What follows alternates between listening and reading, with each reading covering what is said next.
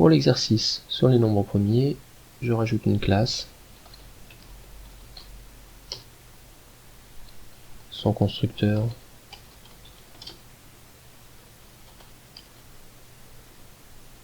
l'appel au constructeur,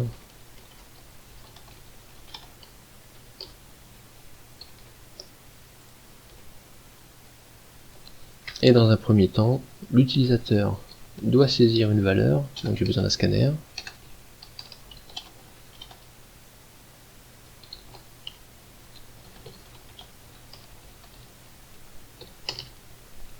On récupère cette valeur, alors je demande d'abord à l'utilisateur de saisir la valeur à tester.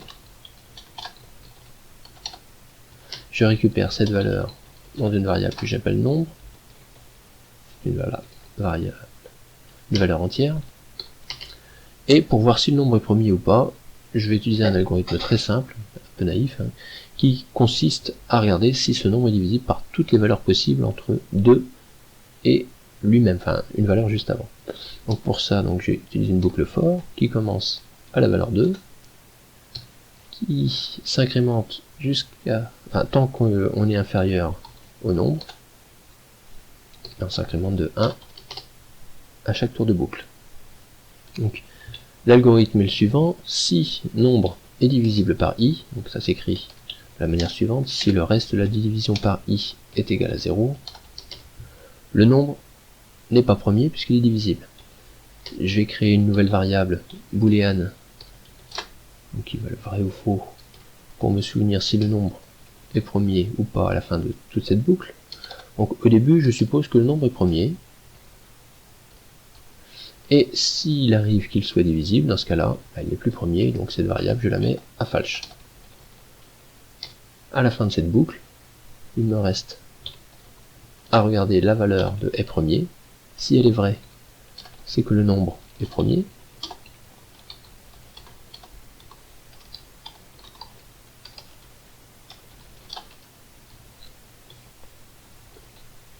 Sinon, c'est qu'il n'est pas premier. Pour enlever le warning, je vais mettre un close sur le scanner. J'exécute le programme, la valeur à tester, avec des valeurs connues. 5 par exemple c'est un nombre premier, je recommence. 6, c'en est pas un, ça a l'air de fonctionner. C'est une valeur un peu plus grande. 13, c'est un nombre premier. Une valeur beaucoup plus grande, 1119, c'est pas un nombre premier. Je ne sais pas si c'est le cas, mais je vais faire confiance au programme. Dans un deuxième temps, je vais rechercher les 50 premiers nombres premiers. Alors ici, il ne s'agit plus d'une boucle for, puisque je ne sais pas jusqu'à quelle valeur il va falloir aller pour en trouver 50. J'ai besoin d'avoir un compteur de valeurs trouvées. Alors, je vais l'appeler nombre de valeurs. Au début, il vaut 0. Tant que ce nombre de valeurs est inférieur à 50, je vais devoir chercher un nouveau nombre premier. Alors pour ça, je vais réutiliser le même algorithme que tout à l'heure, sauf que cette fois-ci, ce n'est pas l'utilisateur qui va choisir la valeur, mais c'est l'ordinateur, et on va commencer dans l'ordre, c'est-à-dire que la première valeur à tester, je vais réutiliser la variable nombre, ça va être 2, qui doit être un nombre premier. Je réutilise le même algorithme que tout à l'heure, ces instructions-là, donc au début je suppose qu'il est premier, je fais la boucle, en fin de boucle, si cette valeur est premier, alors je dois faire deux choses. Déjà je vais afficher la valeur,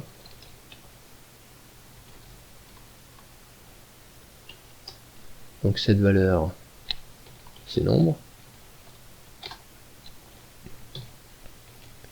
j'incrémente le compteur